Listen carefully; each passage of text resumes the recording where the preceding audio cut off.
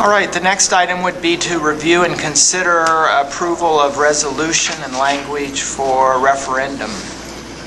And if it's all right with the board, what we'd like to do is flip item D and E. That if I can talk just a little bit about our planned reductions, and then Mr. Gorder will cover the referendum piece. Okay. So we've been talking a lot about the next 3 years and the importance of moving our district forward and making sure that we are continuing to provide for the educational needs of our students. So there's a number of factors that come into play that have guided, I guess, the administrative work when it comes to how do we make cuts in the budget and yet continue to provide a quality education and offer new opportunities for students as well. So one of the things we know is that due to decreasing enrollment, we have a responsibility to figure out where we can save money. You know, with 100 less students at the high school than there were 2 years ago, 3 years ago, there needs to be areas that we look at, and that's just being fiscally responsible. When our enrollment increases, we go to the community and say we need additional staff. When our enrollment decreases, we need to do the same. We need to say we can cut back on some of these positions. Unfortunately, for the most part, we've been able to do that through attrition. And we've also, I think, put the district in a good spot where a number of the positions that we hired for this year, we hired only as one-year positions, so that we had the flexibility. When people came on board, they knew this is a one-year stint. It's not like they're relying on this position as a job that would last forever for them. So because of decreasing enrollment, we know we're going to be making some changes. The other factor that has changed over time is how we view meeting student needs. And there was a time in the history of the school district where pulling kids out, if you were a gifted student or you were a special needs student, it was pulling you out of your classroom situation, bringing in a specialist to work with you. And the philosophy has really changed over time with the notion of you meet kids where they're at. So a child isn't, gifted just when the gifted and talented coordinator is there, or is just a remedial student when they're pulled out, but rather all teachers teach special needs kids and gifted kids, and we need to do our best to be providing those opportunities every day in every classroom based on what students need. And so you've seen in more recent years us eliminating some of the barriers to acceleration for students. You've seen the development of ICE time, which is enrichment, core, intervention, core, enrichment. I know how to spell ICE. So that every day kids are getting additional instruction in areas that they have needs. So that changing philosophy of, again, everyone being responsible for students and providing for their needs in every classroom, I think, is guiding our decision-making as well. Now, while we're looking at cuts due to decreasing enrollment and changes in our philosophy, we also have to recognize that there are factors that come into play that make us need to look to add positions. So in the last few years, we've added those technology integration specialists. And that's not anything that other districts have not also done. We know how important technology is, and making sure that we have the support to our teachers so that they can be engaging kids is critical. And so we made those adjustments. And as we look to the future, it's very possible that we'll see additional changes based on, again, needs that exist within the district. We have legislation out there, for instance, that says you may have to offer Phi-Ed 30 minutes every day to kids K-8. That's going to have an impact on our staffing, and what are we going to do? So while we're looking for cuts and reductions, on the same hand, there may be things where we have to be adding. And so we see that balancing out of what is it that we need, what are we going to have to do because we're required by state law, where can we make changes.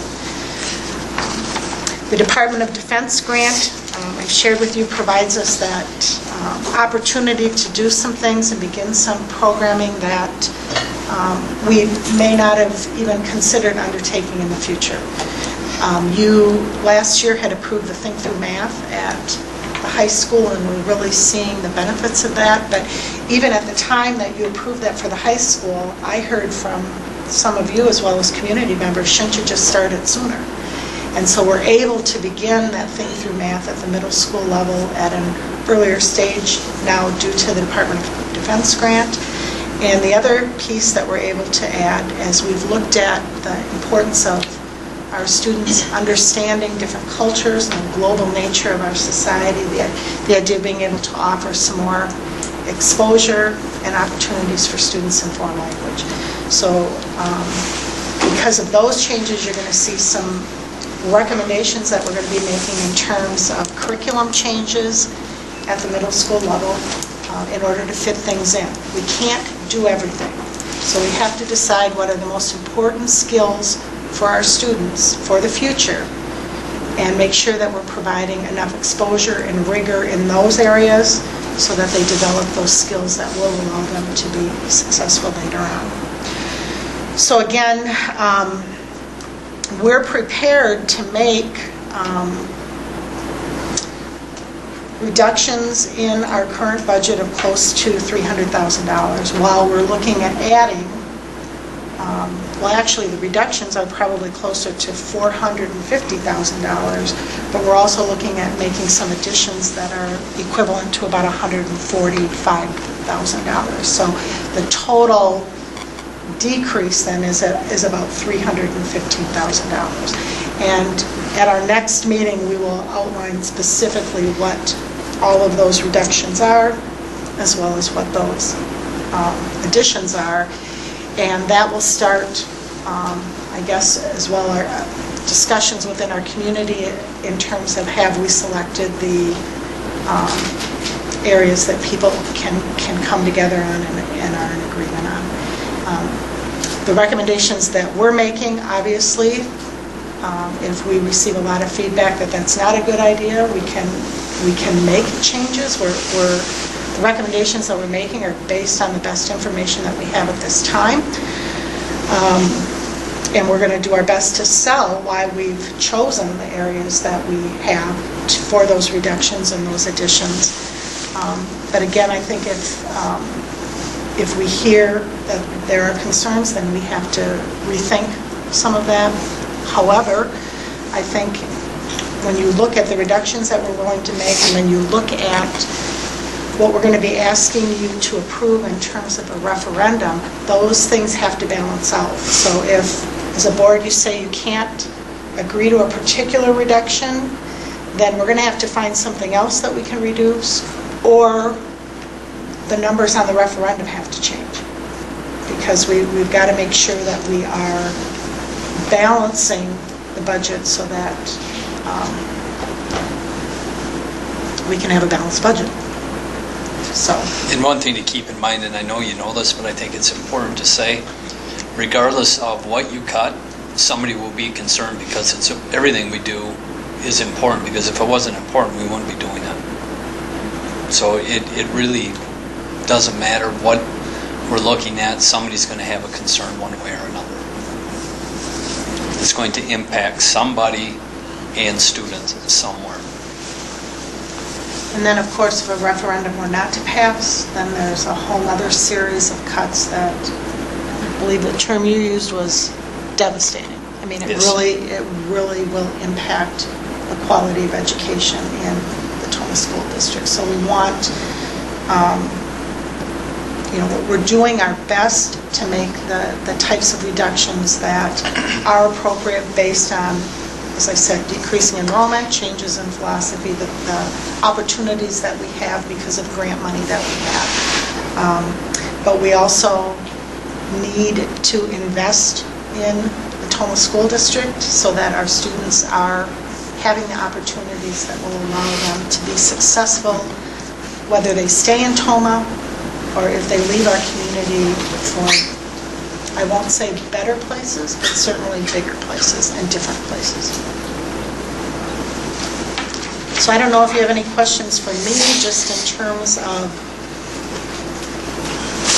the philosophy that we've used in reaching the decisions that we've made, but again, when we meet in January, we will outline that, detail that specifically for you. I believe this, Cindy, that it must be quite a struggle with you and Greg to make these changes. Take some time and effort to do it. And it's not easy. It's not easy for you two, I know that. And it probably won't be easy for us either.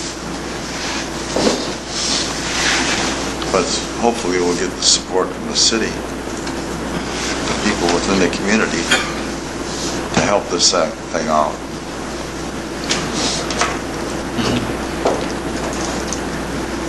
Yeah, there's a lot there. I mean, we've been having this discussion for some time, so I think we're all aware of these issues. I mean, I guess when we get specifics at the next meeting, might generate more discussion. As you said, the community may look at some of these and really speak out against it, and that's fine. We've got to identify some things to start with.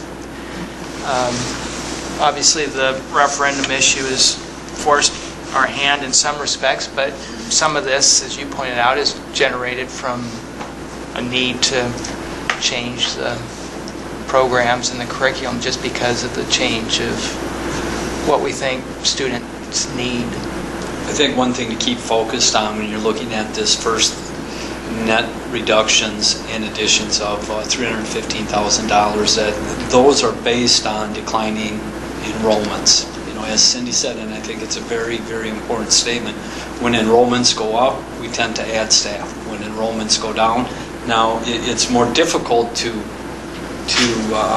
lose staff, because as we talk about, you never lose 25 kids from Miller Elementary in one third grade classroom. So you can't just cut a teacher conveniently. Right. Yeah. It's kind of across the board, and although that works kind of the same way when you add, it gets even more difficult, because typically you continue to add kids to the class, okay? Whereas once class numbers start to get to a certain point, then it becomes time to, do the reverse. So that's kind of, I think that one thing we have to keep in mind, that regardless of whether a referendum is approved or not approved, we will be committed to $315,000 worth of reductions. If on the 13th or whatever date you finally determine as a date that you're going to look at that resolution and potentially approve it. Once that resolution is approved, you can't go back and then change the resolution, say, no, we want $615,000 in the first year, and so forth and so on, because whatever you don't cut, you add to the resolutions, and we can take a look at that a little bit closer as we move into the next item. There's a set deficit amount, and you can... What you don't cut, you either add to the resolution, or you cut.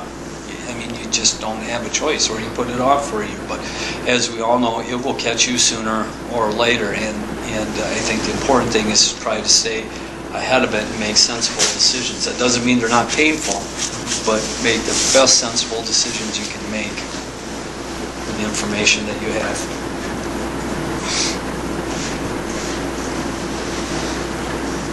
Okay, and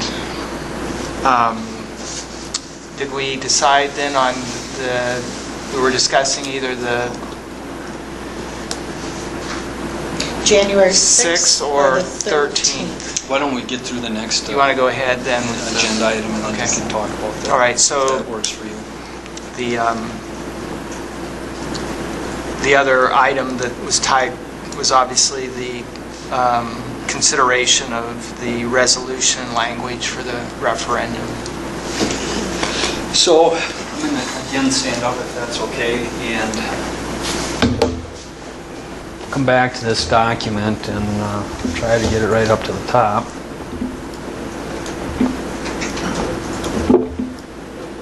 What is this one called, Greg? I got it up already. Oh, you don't? Put it on the TV. See, enrollment. If we take a look at everything we're going to be talking about tonight, you know, there's cause and effect, and there's a reason why we're at the stage that we're at with the deficits that we'll be talking about. And as we've been talking in finance committees and at other board meetings, and even in previous years, we've been talking about declining enrollment. And I think last year, probably in January, I said the third Friday count in September is going to be important because that's really going to give us an indication on where we're headed in the future. And what that told us in no uncertain terms is our enrollment's continuing to decline. And when we look at the enrollment change, and now we're talking just about bodies at the high school, we're not talking about FTEs, which include open enrollment. This is just bodies at the high school. In the district, you can see that we've lost a significant number of bodies from 12-13 to 13-14. So I started playing with this a little bit and thinking, well, okay, how do we look at this and make any sense out of this and get to where we want to go and be able to inform people? So what I did is I took the enrollment for the last 10 years, and you can see that in this column here. This is for the whole district. And I averaged it. And you can see we had an average of 3,053 students on the 10-year average, as compared to 3,005 in 13-14, which means we lost 48 students. Which in itself isn't bad, it's not good. You always want to see slight to moderate growth or large growth. And then I looked at the change from 08-09, and that's 19 students. And I was looking at it, and you know, you're looking for consistency within these numbers. And there's one thing that happened in 08-09, and that was the first year of 4K. And you can clearly see, okay, when we look at these numbers, when we dropped, actually 09-10 was looks to be the first year that we added it, or took enrollments for it. You can see that we increased significantly that year on overall district enrollment. So what I did is I pulled out all the 4K years and said, all right, what does it look like district without 4K? And without 4K, it tells a really different, or paints a real different picture here. On that 10-year average, we're down 133 students district-wide. And when we compare it to 08-09, when we didn't have 4K, and this should say last year of 4K, we're down about 142 students. So I took it 3 steps farther and I said, well, what does it look at the high school? And again, on the 10-year average, we're down 84 students. From 08-09, we're down 66 students. At the middle school, you can see on the 10-year average, we're down 20 students, 30-year students, 38 students from 08-09. And then at the elementary, 53 and 46 respectively. I think it's important to keep in mind because we've went through so much over the last, since the 08-09, because not only was 08-09 the last year without 4K, but something significant happened to the economy in that same year. And when you look at all these different years since that time period, and it's remarkable that we're really in as good a shape as we are at this point in time, because if you go back, everybody thought the world was going to stop about right here in some form or fashion, but we got through with ARA dollars, we got through with I can't even remember the name, the recovery dollars, and then we also got some job funding dollars. So we're able to kind of mask, to a certain degree, some of the enrollment issues that we had here and to continue moving forward. Then we had Act 10 come through, which came through and really significantly changed the landscape of school funding, not only for Toma, but also for the state. And now when we get back to 13-14, we've kind of changed the landscape, but we're getting back to what we might see as more traditional funding when we're looking at schools in Tolman. We'll get to that in a minute. So, when we talk about the whys, it's not Act 10, it's not 08, 09, it's declining enrollment. Okay? And as we talked, or as Mrs. Zardi talked, we are taking what we think are the prudent steps based on the declining enrollment and trying to decrease whatever staffing positions and programs that we can based on the enrollment. The unfortunate thing is, like I talked about, you can't reduce one third grade class at Miller Elementary School. So what is our projections when we're looking forward, 2013-18? And there's a couple different methods that you can do to project enrollments. This is one method that we use. It's basically 3 different types of mathematical calculations that look at past enrollments and project them forward in various ways. And if you would look at these, we have these for probably the last 6 or 7 years, and they all said the same picture, slight to moderate growth. Okay?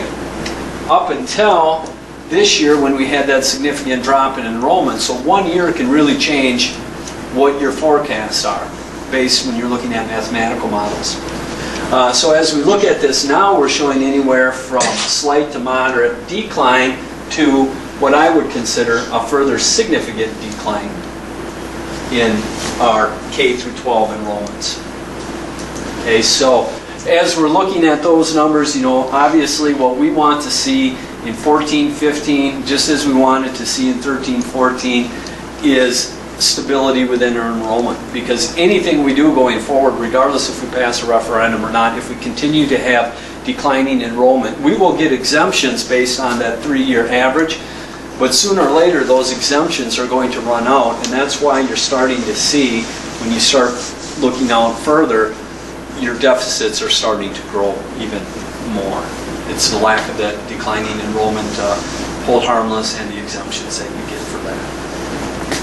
So what does our financial picture look like? It's very consistent with what we talked about really in January of last year. And as we look at this, the numbers have been updated, obviously, from January, and they're not as bad, but that's relative to what bad is, because they're not that good either.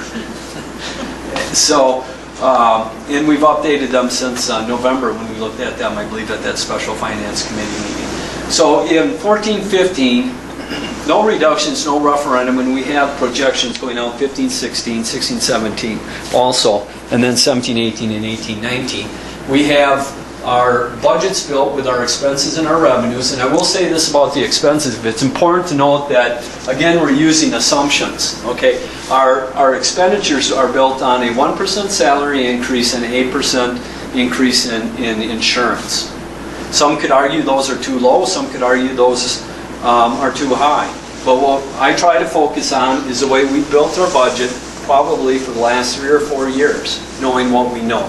And that's been to look at a modest increase, and then once we go through the process with the salaries and the expenditures and find out what we're there, we try to make our balance fit within that. And I think we've been pretty good at doing that. So we've been able to accommodate some increases in those areas and through some of the decreases in other areas. So we're looking at building our budgets and our revenues, or our budget, revenues and expenditures, the same way we've done it, since I've been here. And that's much the same way that it was done before I was here. Okay? So there's really no significant changes here. Any reason why we would depart from that method, I think, would really set us up for some issues. The other thing it does, it can change these numbers significantly.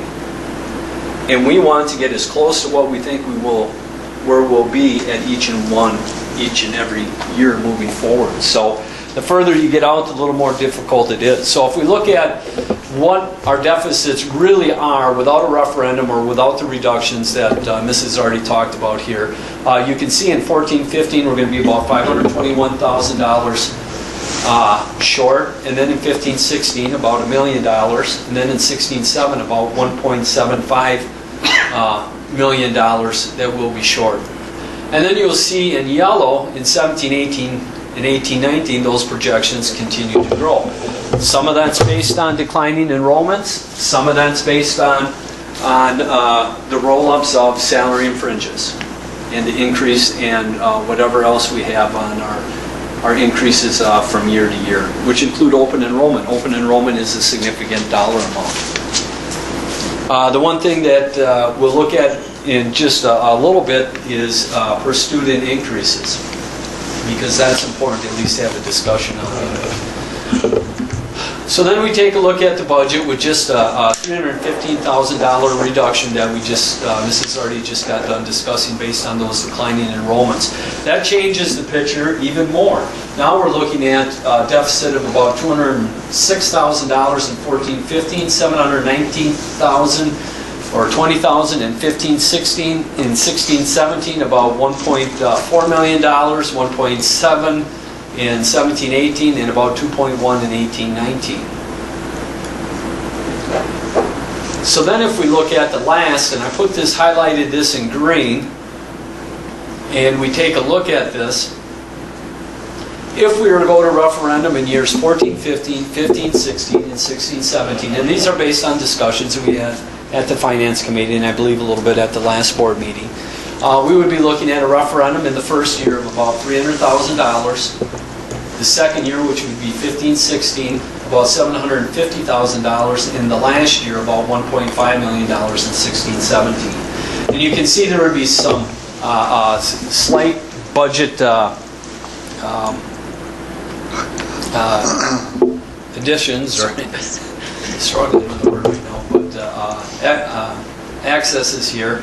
But we got to keep in mind too that there still are a lot of unknowns. We can't crank the budgets down so tight that we don't have any flexibility within those budgets.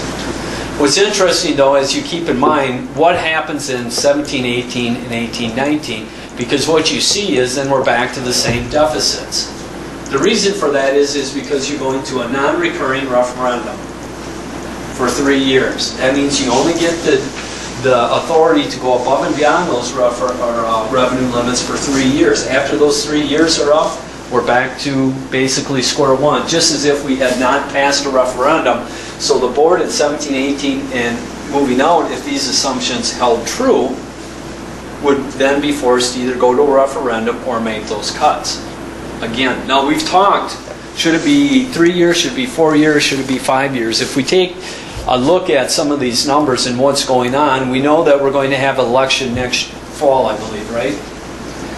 So that means that in 15, 16, 16, 17, and regardless, we'll have a new biennium budget to deal with. So we want to just keep that in the back of our mind.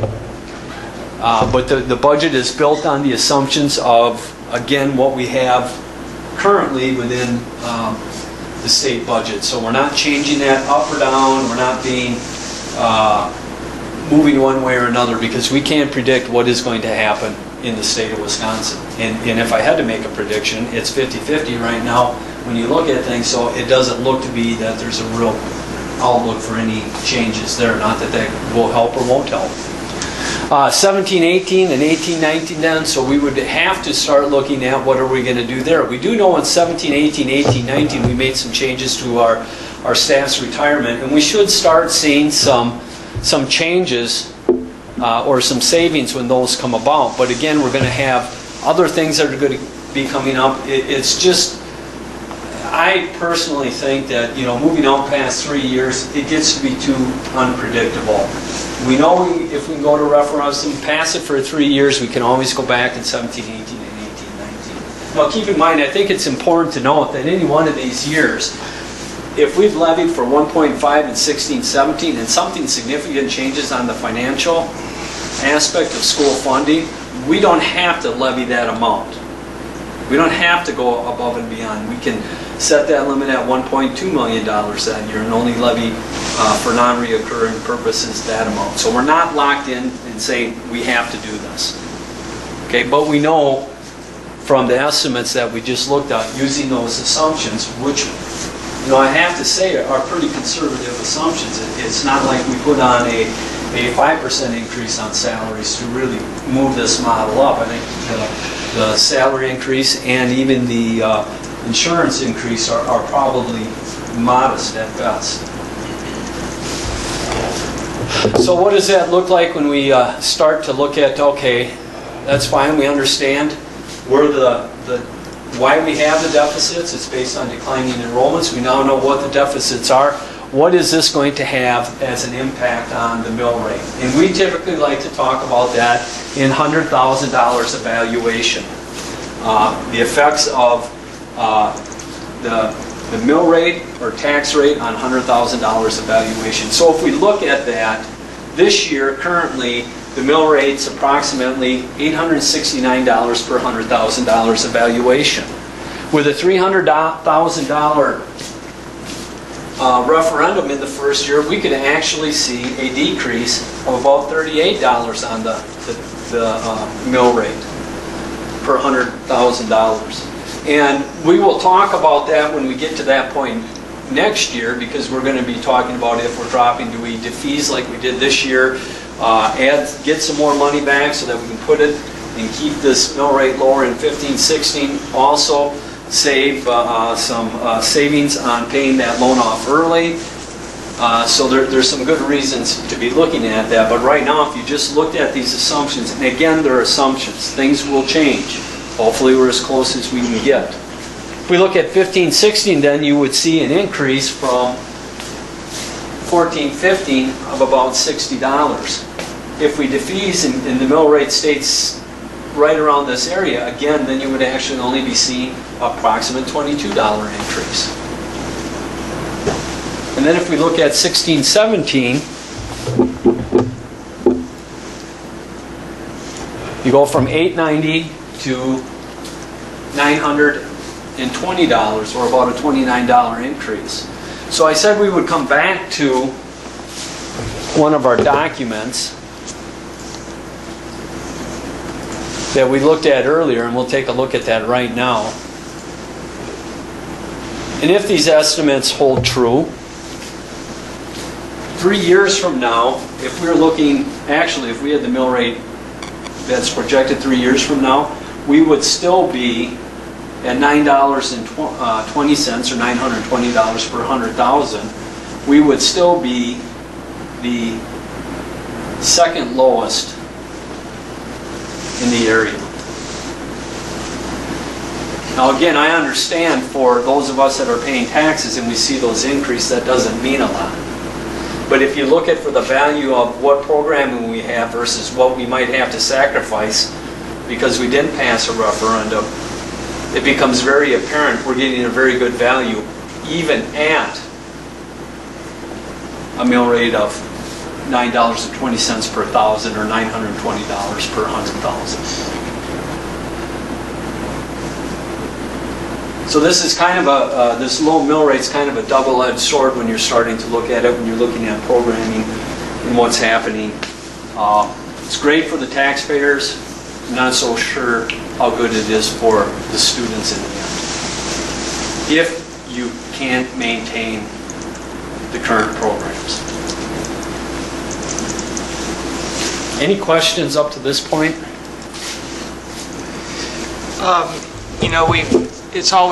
The discussion has always been in terms of non-recurring, and I guess recurring would almost only be used when you add a building where you know forever you're going to have extra costs or something associated with a new building. Is that fair to say? Yes, that's fair to say, and I believe, I'm trying to think of the year, it was either 07 or 08 or 08, 09 when we passed a referendum to make those additions at the high school in LaGrange. We did have a referendum for reoccurring purposes for $300,000, John, and those were exactly what those dollars went to, was to pay for the additional custodial costs, the additional teaching staff at that point in time. The thing about that additional dollars, because we were a low spending district, meaning that we were not spending the total amount allowed by the state at that time, or they had a low ceiling bar and they would jump us up. So if we were under that low revenue by, let's say, $100, we would get that additional $100 authority. So if we got an additional $300 of authority, we actually lost 100 of it and only got an additional 200. So we didn't get the full effect of that for the reoccurring purposes because we're a low spending district.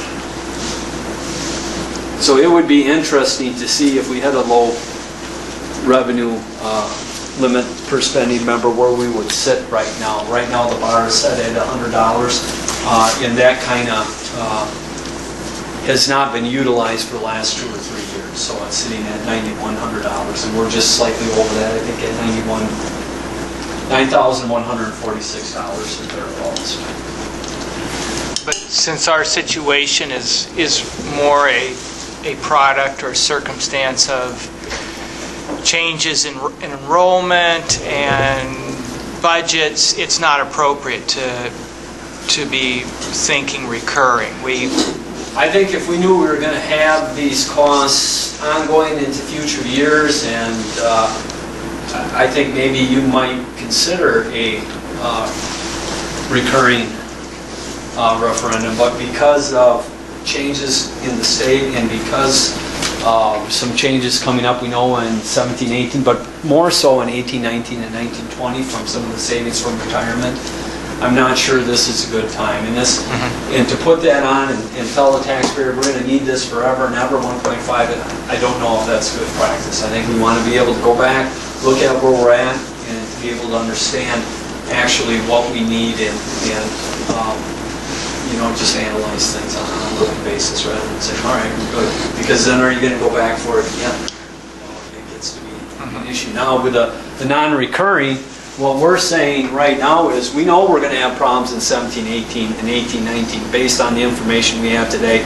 We're also saying we probably will be coming back and doing the same thing in 17-18 and 18-19. But we're looking at in these 3 years because we can make a better assumptions about what our deficits are going to be versus shooting out 5 years from now and either asking for too much or, even worse, is not asking for enough.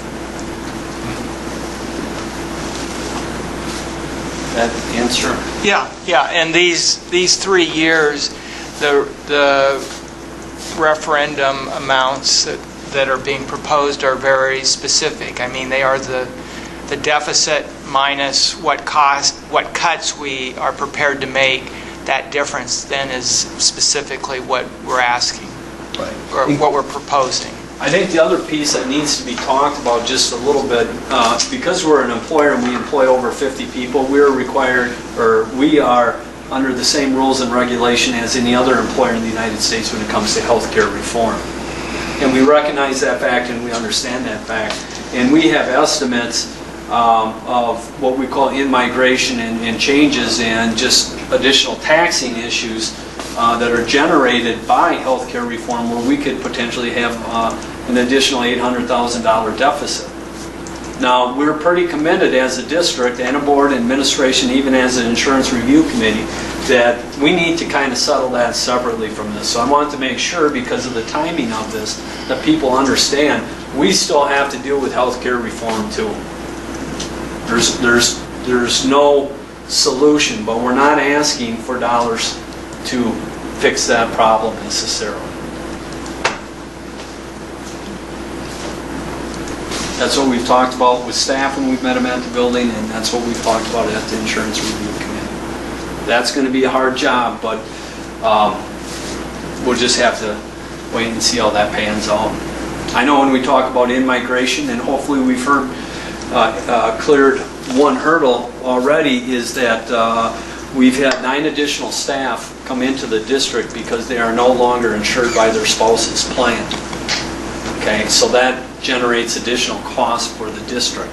So hopefully with the budget flexibility we have this current year, we'll be able to absorb some of that. But there will be a time, and that time is in 14-15, where it's going to be very difficult to absorb that. So it's really kind of a wait and see with the healthcare reform. Hopefully, you know, maybe we've seen all the in-migration that we're going to see. I doubt it.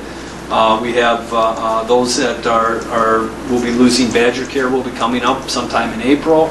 And then, of course, the law was delayed for a year. My hope is that the major employers that were going to have to make changes made them this year, and they said, well, you know what, we're already past the point of return.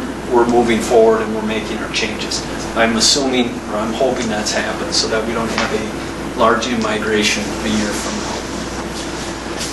So as we kind of move forward, and there's a lot of different handouts here, you can go through them. I hope they make sense. Now this next handout here is just what we looked at the Special Finance Committee last year, or last week.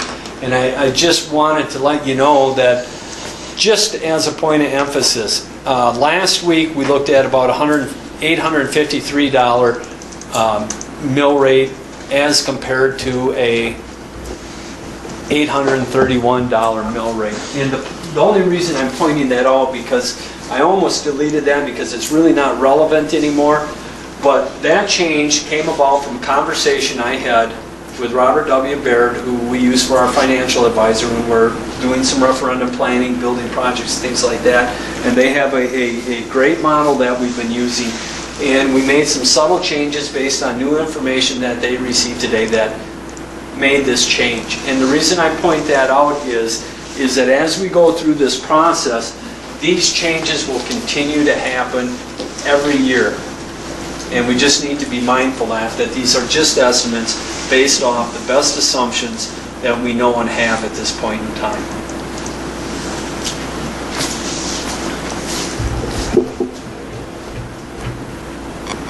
And again, so we look at the budget reductions and additions, and we have a plan. It's not 100% finalized yet, but we'll have a plan to reduce expenses by $315,000. There'll also be a plan to reduce expenses by another $295,000 if a referendum doesn't pass in the spring. If it doesn't pass, I would assume we'll be coming right back with another referendum the following year, because if we don't pass this referendum or the next referendum, there will be another round of cuts, somewhere around $500,000 to $700,000. And if a referendum doesn't pass this year, I would assume we'll be doing it again the following year. Or you will see another reduction of $1.7 million in total. Okay? That reduction will be somewhere around $330,000 to $500,000. It just depends how we structure them in year 2 and 3 if we have to get there. And when we were talking, you know, if you look at the average teacher salary of $60,000, take that into $1.7 million, just round that up to 1.8. How many staff members is that? Can anybody do that off the top of their head? 30 staff members. So with your knowledge of the district, and you look at 30 staff members, now we can make the assumption that it's not going to be just in teachers. But if we look at that, and you look at everything else we can do, that's where the word devastating comes into play. Okay? We're in competition not just with Toma and our mill rate. We're in competition now with every other school district. So when parents are moving to Fort McCoy and want to decide where they want to live, whether it's Toma, Sparta, New Lisbon, wherever it might be, we want those folks to come to Toma. We want them to come to Toma based on the programs that we offer and the quality instruction that we give. We also need to keep in mind, too, the more folks we get moving to Toma, the better it is for our business community. So there's a ripple effect when we're looking at this. So we want to maintain good programs. Anything less than that, like I said, would be devastating. Currently, right now, we're looking at transportation. You guys approved a transportation study, and they will be bringing in some recommendations in January, February. Some of these costs could be mitigated if we make some changes or if we can find some efficiencies. So we'll have to wait and see what that says. You know, we've already reduced the staff person in the district office. We're not doing that. Okay. So we're not just looking at teachers, we're looking across the district, but as Mrs. already pointed out too, we have to continue moving forward, okay, and making those changes we need to improve instruction. So that's a little bit about that screen. I think that the last important thing that I need to talk about tonight when it comes to the budgets is per pupil increases, because when Act 10 started, we had a significant reduction, but it was offset with a reduction in, it gave us tools, okay, to look at so that we could reduce our expenses at the same time reducing the revenue limit, which then also was reduce equalized aid. Last year we got a $50 increase, and I think everybody was very aware that we're not going to survive on a $50 increase and maintain programs. So 13-14 we were given a $75 per increase on the revenue limit, and then we were given $75 in categorical aid. That's a $150 increase per student. Governor Doyle's last year, in the last 2 years of his term, we got about a $200 per student increase. And again, we were just kind of hitting, full steam the effects of 2008 of the decline in the economy, and that was finally kind of really gripping hold of the school districts at that point in time. So when we look at that 150, we're getting closer to where we were under Governor Doyle. And then when we look at what we traditionally got, it was typically around $275,000 to $300,000. And that allowed us to maintain that 3.8 total package for our professional and support staff. So when we look at where we're going to be at in 14-15, we're still getting another $75 increase on the revenue limit, but we're getting $150 now in categorical aid, or a $75 increase over last year. So we're back up to about $225 increase per student on an annual basis, which is getting pretty close. Okay, so if we didn't have declining enrollment and we were kind of leveled off here, we'd probably be okay. And the point of talking about that is we would like to get up to about 250 so that we can improve programs too. But the point of that is that I don't know that we can say it's a per student increase that's hurting us right now. I think it further verifies it's the declining enrollment. Now, I would like to see this 150 on the revenue limit because indirectly it hurts us when it comes to state aid. Because this is direct aid to the school district versus coming through the revenue limit and then state aid.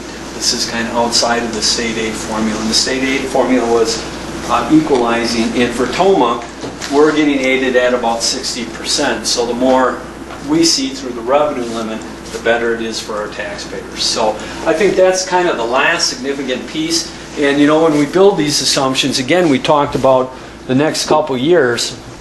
The $150 is in law, so that means it would take legislative action to change it, so we feel pretty good about putting that in there. I can't see going lower than $75 per student. That doesn't mean it couldn't happen, but nor do I see it increasing. If it does increase, I would assume this is going to go away down here. Because I'm thinking, if you look at traditionally what dollars we need just to keep going, and it isn't like TOMA was flush, even what we call the good old days. All right, we still had to manage our budgets very well, but on the per student increase, if you take those in total, we're looking like we did probably about 4 to 5 years ago, or around that 08 time. The rest of the information you can kind of take a look at and peruse it at your leisure. The last thing I think I would share with you is TOMA's 11-year staffing history when we really start to look at it.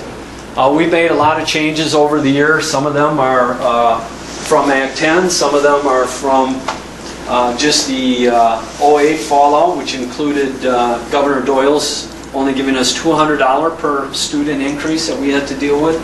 But the net effect of it is in Fund 10, we've reduced in that 10-year period about $500,000 worth of positions. On the flip side of that, actually it's $470,000. On the flip side of that, in Fund 27, which is geared more for special education, we've had to increase staffing by about $465,000. Special education in Fund 25 or in Fund 27 is mandated through a student's IEP. So it isn't like we have a lot of choices. Okay, and it's mandated by their specific special needs. So when we look at Fund 27 versus Fund 10, we have some choice in Fund 10. We have very little in Fund 27. To be even more specific, there's a law in Fund 27. It's called maintenance of effort. That means that in any one given budget year, we can't spend less than we did the previous year. Otherwise, whatever federal aid we're getting, that will get decreased. And so we have to go through a calculation on an annual basis to make sure that we're meeting maintenance of effort. So when we looked at Act 10 and all the reductions we made, it was fine to make all those reductions in Fund 10, but on Fund 27, whatever we lost, we had to add because we'd lose federal dollars. And because the requirements of Fund 27 in those specific kids.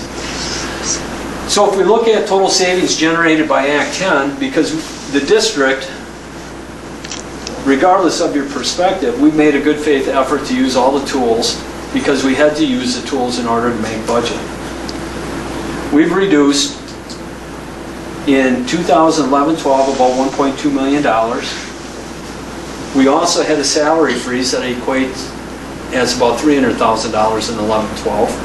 That isn't just the salary increase, but it also includes any lane movements due to credit increases or additional steps for years of experience. And then we also in 12-13 made some significant changes to our insurance plans, which saved us $632,000. We moved from a point of service plan, which really we had lots of choice. We could go anywhere we want, to an HMO, which we have really a district, so to speak, county area that we're kind of limited to unless it's an emergency. And the plan, by the way, is working very well for the most part, but a significant change. So we generated about $632,000 worth of savings, which also came at the expense of a long-term care plan that was valued at about $238,000. And then probably the big one, and it says 2-year savings, I would have to say that's actually about a 12-year savings from 2013 to 2025. I think it's just cut off there. We will save about $2.5 million because of the changes we made to staff retirements. Okay? So when we look at the savings estimated by Act 10, you're looking at about $4.6 million. Those are some significant savings. You know, as we talked, I'm not sure if we should be proud of that or if we should not be, but I think in the end, I think it shows a good faith effort on our part to meet the obligations or the rules that were put in front of us that we had to follow. And we've done that every year. We have had a balanced budget. But we will need help in order to maintain our programs as we move forward if we want to maintain that quality education. Questions?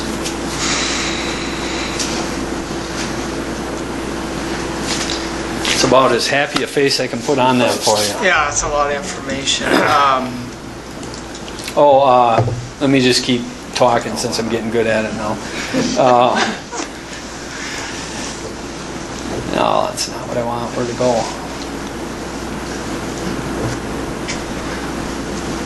There was a document here. It was a Word document.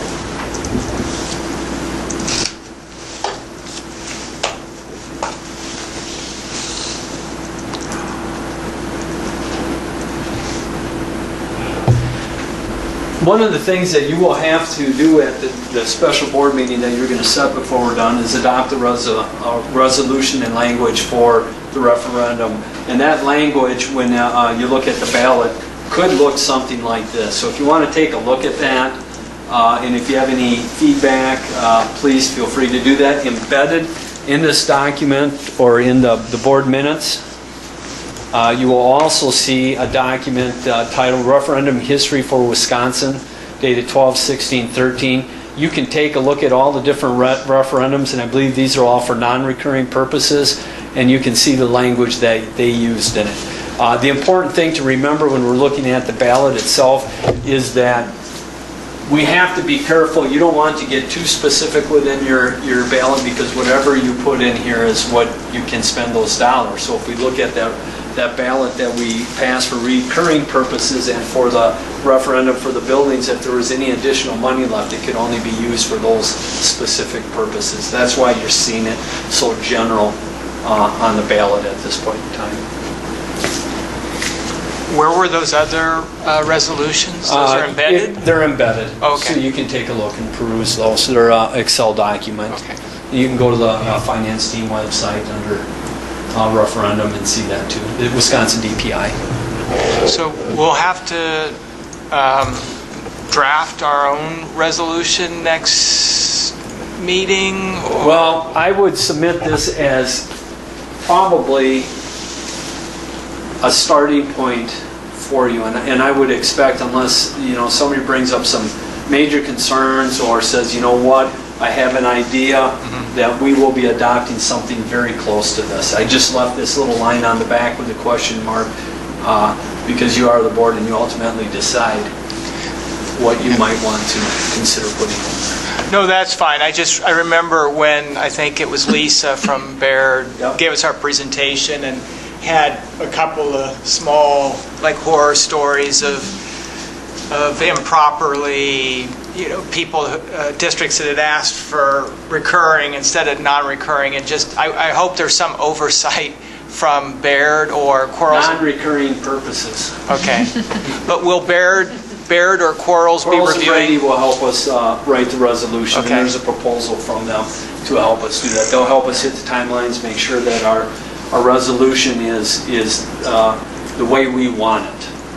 Okay, they won't write it for us, they'll give us some ideas, and that's where this came from Quarles and Brady. This in yellow was added from what you saw in the Excel spreadsheet document. Okay. You could put a period right here at the end of the non-highlighted and be done. All you're doing when you're adding this additional language, you're just that include operating expenses, including instruction, programs, and technology. What you're doing there is giving people an idea what operational expenses are. You're not limited to, but it's including. Operational expenses means, if you pass a resolution for 1.5 million, that means it goes into the general fund and it will be dispersed through the normal budgeting process. Okay.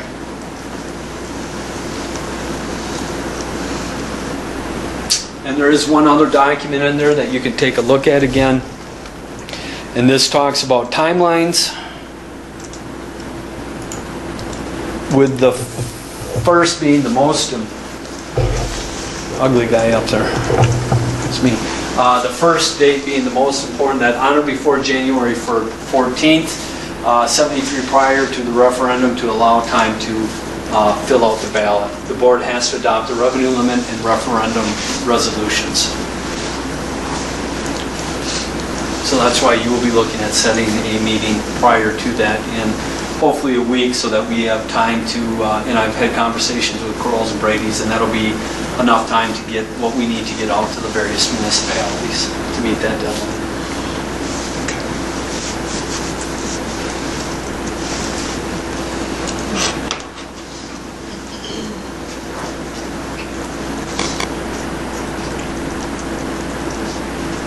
I'm a lot more optimistic with the numbers I presented tonight with the mill rates than I was probably in January of last year.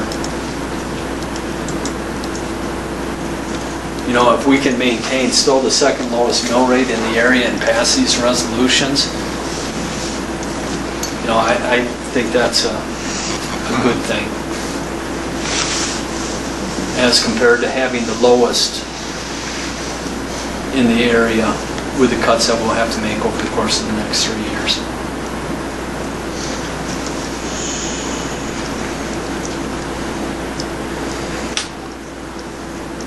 One of the comments that we seem to hear quite often is that Toma schools have never asked for more than they've needed. We're not asking for more than we think we need at this point in time. We're not building anything, we're just maintaining our current budgets as they are right now. We still have a lot of work to do when it comes to healthcare reform. We will manage and we will get through that without this. Greg, I know at our finance committee you brought up again, and you had shared this, it's been a while, like you talked about, you've broken down other districts and comparing to us, the percentage of money we spend on instructional parts, on administration, on different things, and Tome has always been, our percentage in instructional part has always been one of the highest in the areas. And If you look at our maintains. percentage that we're actually spending on construction as compared to other districts in the area, percentage-wise, we spend more than probably most, if not all, of the other districts in the area. Interesting enough, we're probably spending the lowest when it comes to administration.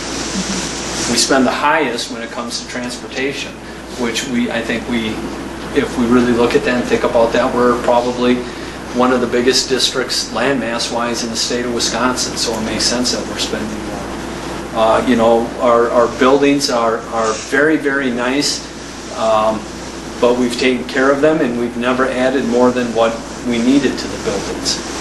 And I think we're in good shape with our buildings, other than ongoing maintenance that we'll have to continue, and that was kind of put off with some of the security and safety improvements that we did for 1 year. We still have to replace roofs. We know we have heating units at the middle school that are going to be needing replacements. We know there's still work at the high school. There are some curriculum changes that we'll be looking at where we'll have to make some renovations with potentially some of these grants. So again, we're moving forward. We can't stop and say and retreat and go backwards here. Otherwise, we'll be in a spot where we may be asking to go to referendum to exceed the revenue limits to pay for ongoing maintenance costs of buildings. And right now, that certainly is not in the planning for us. We're right where we need to be.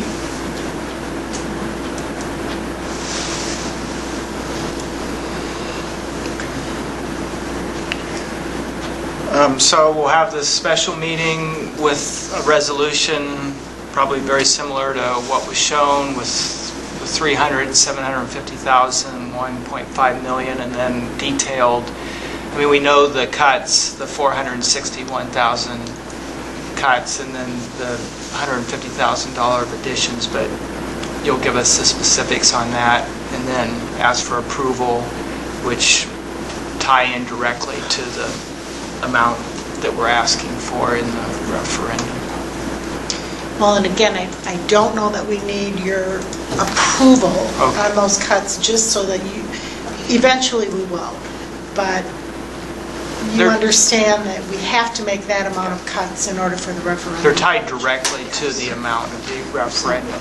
If it was decided that something isn't going to be cut, then we're going to have to find that elsewhere, or, as Greg said, Or it comes out of fund balance, which none of for a us year. want to do. Right. Because that's only a short-term solution for 1 year.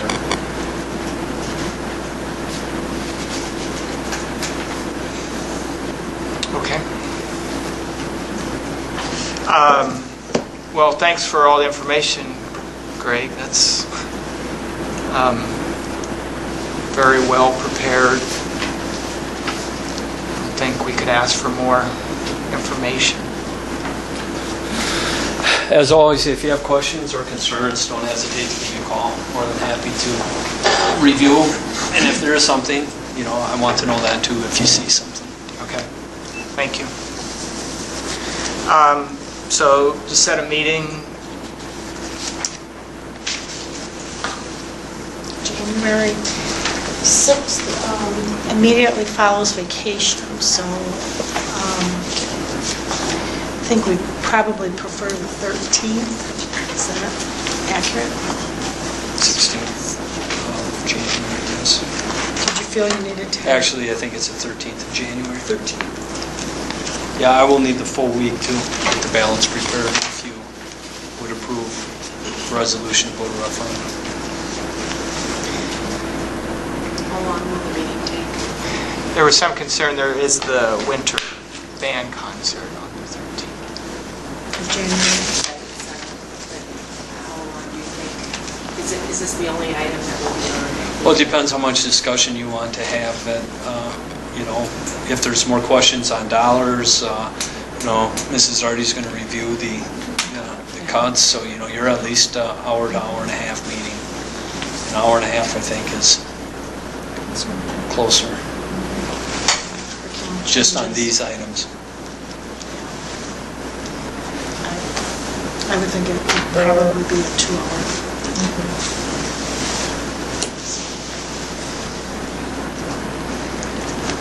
Unless you could meet earlier, or 5 to 7.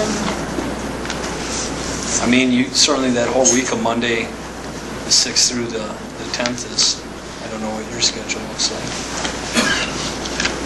Wouldn't We can have go to be anytime, Monday. yeah, it doesn't have to be a Monday, we can go the 6th through the 10th on any day. I just don't want to go any later than the 13th. What was the reluctance on the Monday, just that it's right after the, There's only 4 days between now, 4 work days, really. I mean, oh, I see. I'm prepared, I'll be ready to go on the 6th, on the 6th.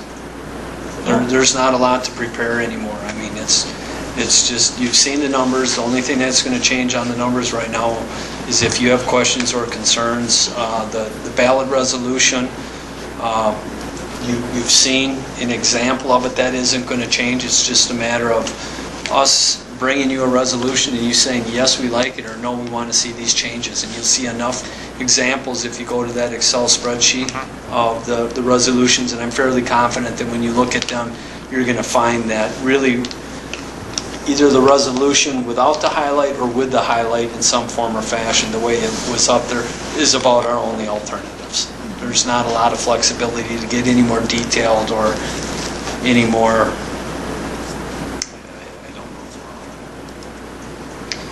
more information. if you're ready to go on the 6th, we can go on the 6th. How do you feel about the 6th? We have board facilities on the 8th. It's the second Wednesday of the month. If you wanted to do that, well, that's going to interfere with Mr. Grovestein. I'll make it. What? I'll try to make it. And the following week, the only night I have open is Monday night. Schedule. 13th. Is that what you're saying? Yeah. Yeah, and we can't go after the 13th, even if we had a free night.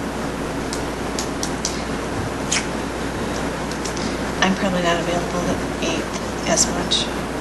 What's that? I'm probably not available the 8th. The 6th? The 8th. Oh, okay. Piggyback up on that. But you're saying that the 13th is when the band concert Right, is? that's at 7, And if you- that's, okay. if that's when everybody else. That's- Well, Sixth you're is saying, fine. I thought you needed more time than the 6th, but you're saying you're ready to go. Oh, on the no, 6th. I think I'm ready to, I think we're, All right. yeah. And if something changes, we'll, adjust. But I don't see, what's been consistent for the last 4 weeks is the deficits. Other than, and they're not going to change. We're as far as we can go with next year's budgeting with the information that we got, so I don't anticipate them changing.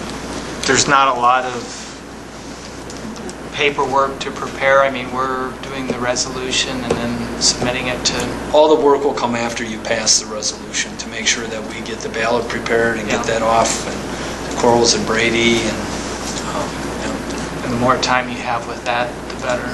correct. So that first Monday, the 6th, then, typically we have a board academy, so we could have a special board meeting. I already had that written. Yeah, I did too. So, So then we would not need a meeting on the 13th. No, Okay.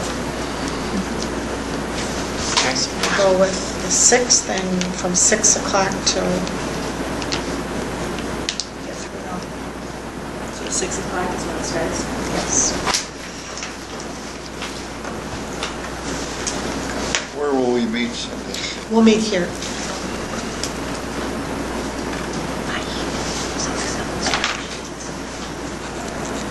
The ones that were up here, they should all be embedded.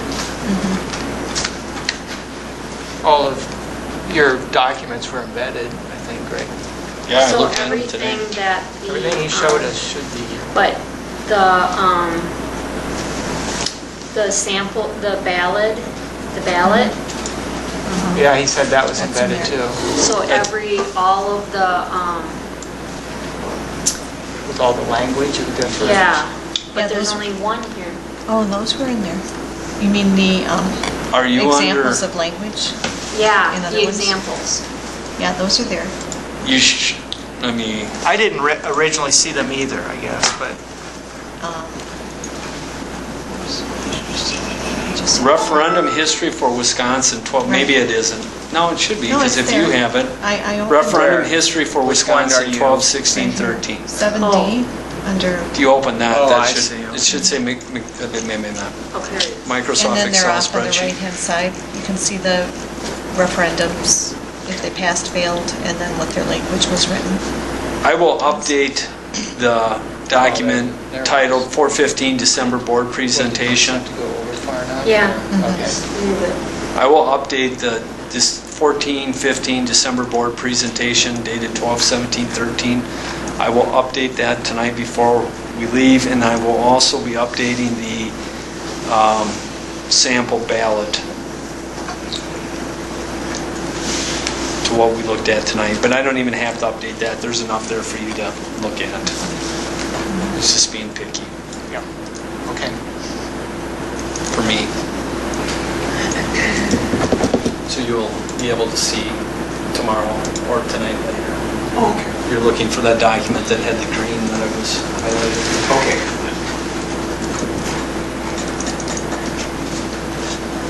Right, anything else? Thanks for a very thorough presentation, both Mrs. Artie and Mr. Gorder. That's very helpful.